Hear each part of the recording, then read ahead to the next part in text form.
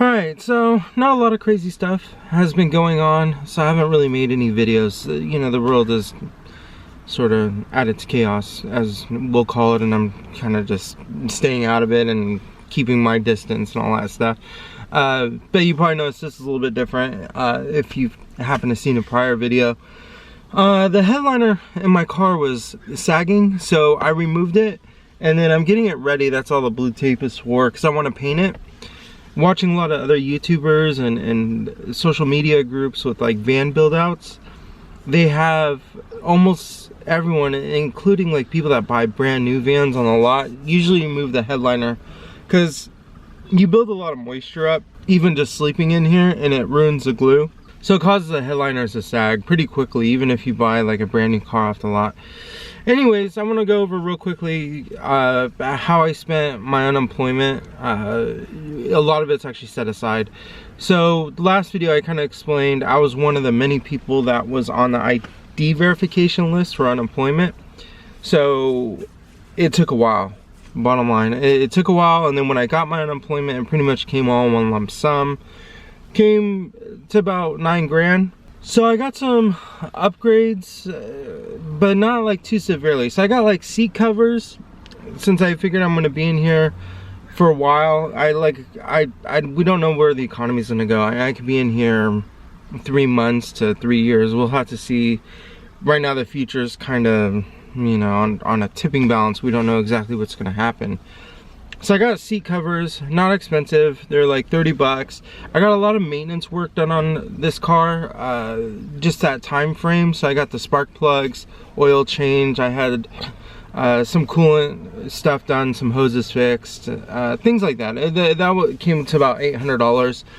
I got floor mats once again, which are about 30, so they're not fabric. They're rubber. So if I'm out doing my outdoor stuff and I come back into my car, I'm not scuffing everything up with like felt or fabric floor mats or whatever it is. And then I started a mild build out to make things more comfortable. As you can see, I started this, all that stuff. So that was pretty much it. I did invest on one large thing because we don't know where things are gonna go, you know, from the future. So I did invest into a solar system. I'll show later on and do a whole thing on that. The solar system, it's a battery with obviously with a solar panel. It was like $1,200, and the battery's wicked good. I've already tested it. I could play on a gaming laptop for like 9 hours. On a regular laptop, you know, I could be on there for like 15 hours. Like a ridiculously good battery.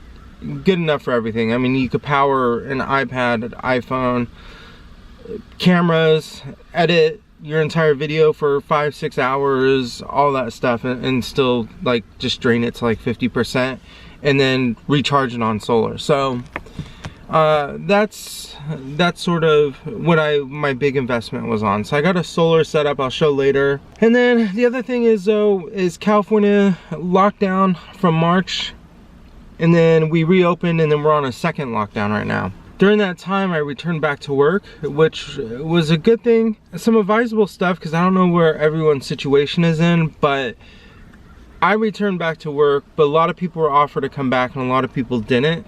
Obviously, they still want, you know, to be on the unemployment and the $600 boost, and for many people, this is their first time, so they don't know that, they don't realize they can still work part-time and still get the $600.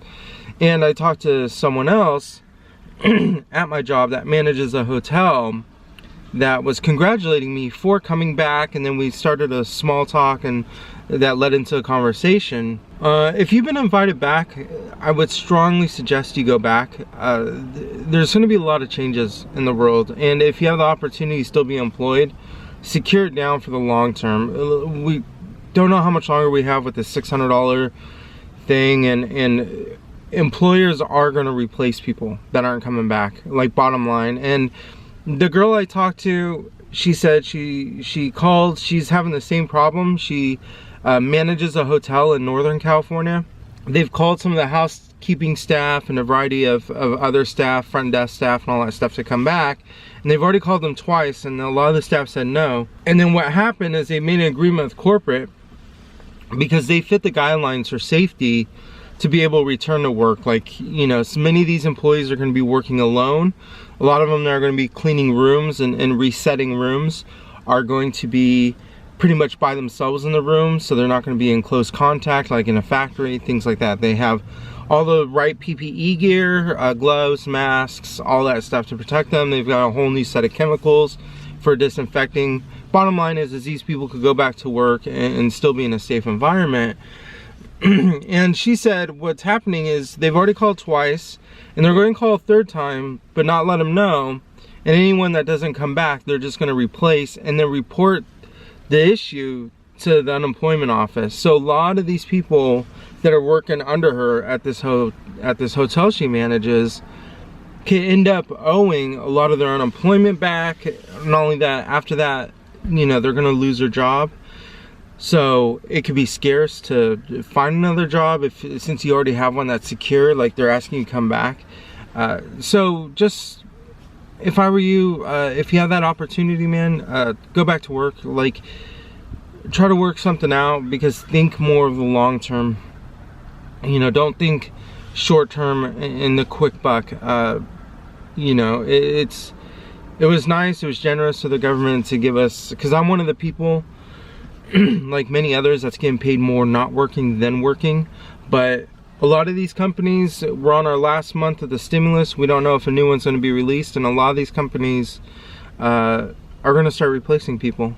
So just kind of keep that in mind, and kind of think ahead of the curve, because that extra $600 is great and all that, but eventually it's going to run out, and you don't want to run out when you don't have a job. So that's that. For me, man, it sucks, because I spent the whole time like in complete panic mode. It took me about 2.5 months to get my unemployment, because I was stuck in this stupid ID verification thing, and it messed everything up. So I had all this time off, and I couldn't do anything, because I was just in complete panic mode. I had a little bit of money set aside that drained quickly. I have a couple ways of getting some extra funds, all that stuff.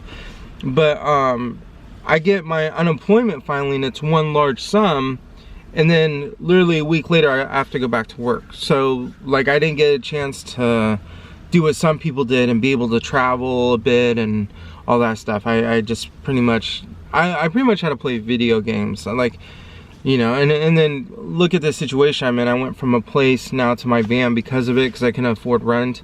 But now all of a sudden, I'm all of a sudden sitting on a bunch of cash and stuck in this situation, and sort of being paranoid, because everything just flipped over like that. When this pandemic hit, everything was fine. You know, I had a place, I had everything going on, and just someone got sick, and it just flipped everything on its head, man.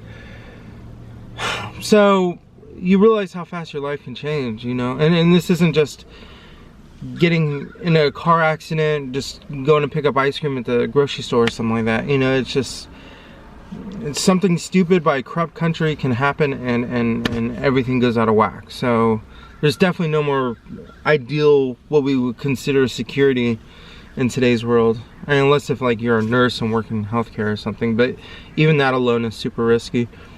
But we'll have to see how things go, and what the next plan is. Right now I'm just going to continue the van life, return to work, and see where we go from here. Anyways, if you happen to make it through this video, thanks, take care, and if you have the opportunity, return to work. Like, just think of the long term. Have a good one.